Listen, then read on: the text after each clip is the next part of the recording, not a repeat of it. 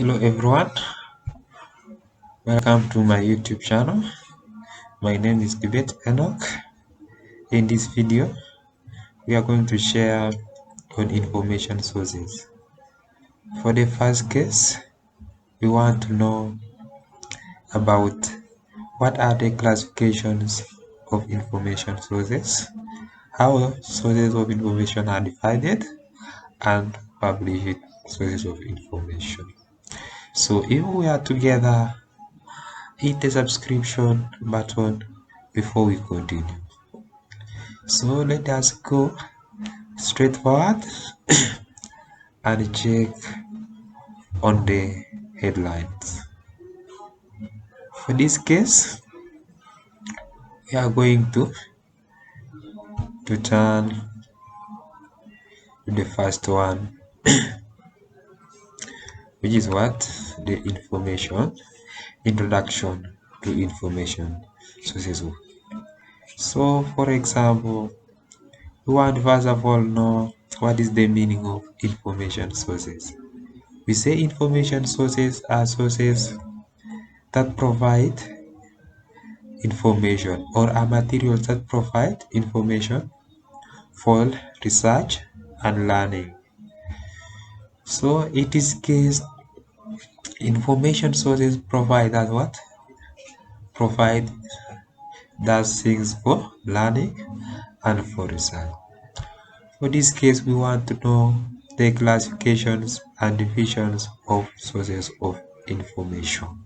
So the first thing, how sources of information are classified is what? We have the classification of sources of information. Then we have the divisions of sources of information. As you can see, we have the primary source of information, then secondary sources of information. Then division of information sources, we have the scholarly sources and the popular sources. Right now, we are going to shift on the classification of sources of information. For the first thing, we are going to look on the primary sources of information. And we say primary sources of information are sources that provide information for the first time. For example, when you are counting the number of people in a certain area, that is example of what? A primary source, because you are getting information from direct sources. Then we have what we call the secondary sources of information. We have secondary sources of information as sources that explain or analyze, interpret, or summarize information from secondary sources. Now, secondary sources helps us to summarize, interpret, and evaluate the primary sources of information. So, in this case, we are going to look at about the importance of the classification of sources of information.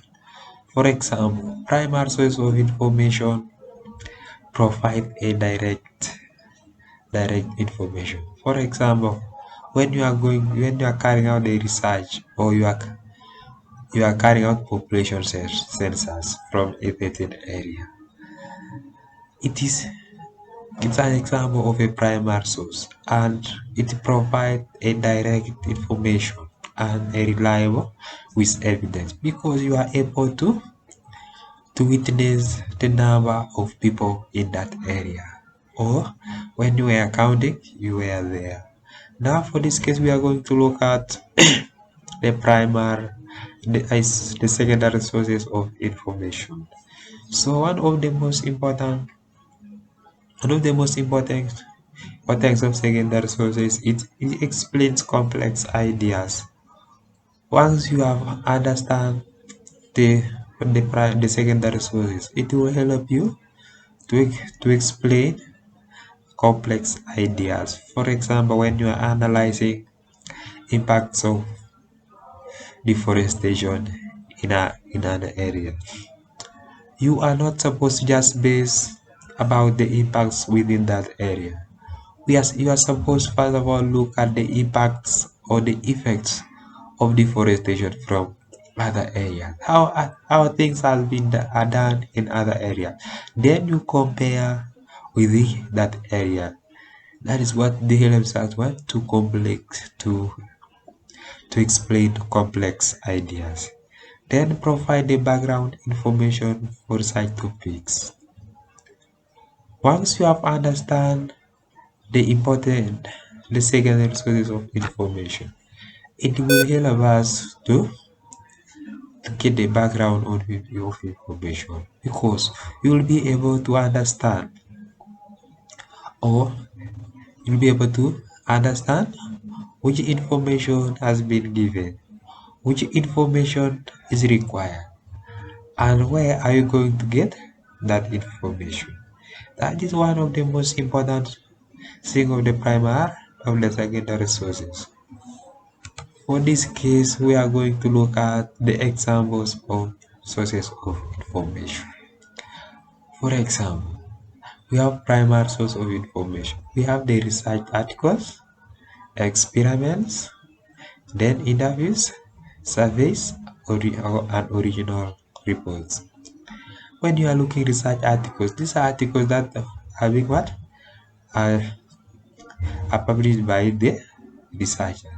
Then we have experiments. For example, when you are doing an experiment in laboratory, in interviewing, when you are going to the field or to the certain area to interview what was the cause of an outbreak in a certain area. That is an example of an interview. Then we have the surveys. When you are doing something from a certain area, you are doing what called survey. Then original reports. Original reports are reports that are what? Good from, for example, when government is giving a report to the public, giving directives to the public, that is an example of a primary source. Then we have secondary sources. We have an example is a textbook that we got in library. Then we have the reviewed articles. When you talk of the reviewed articles, those are articles that have been what?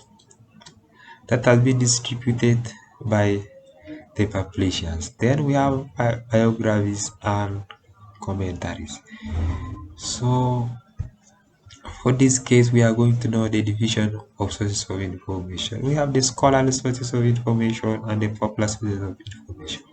But right now, we are going to go forward to scholarly sources.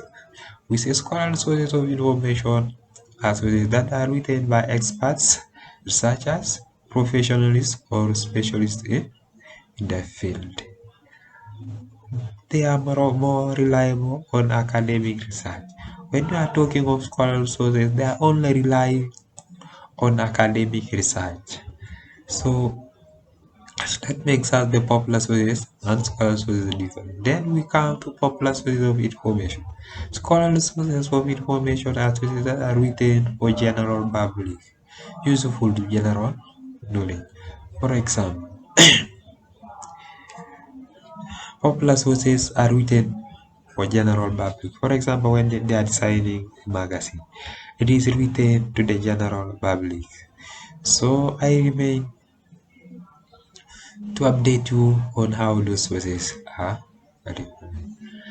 Then we have what we examples of division of sources of information. Then we have the scholarly sources of information. We have the academic channels, conference papers.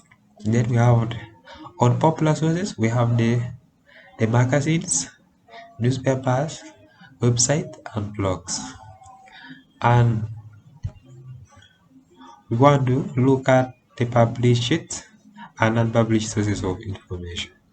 We say published sources of information are sources that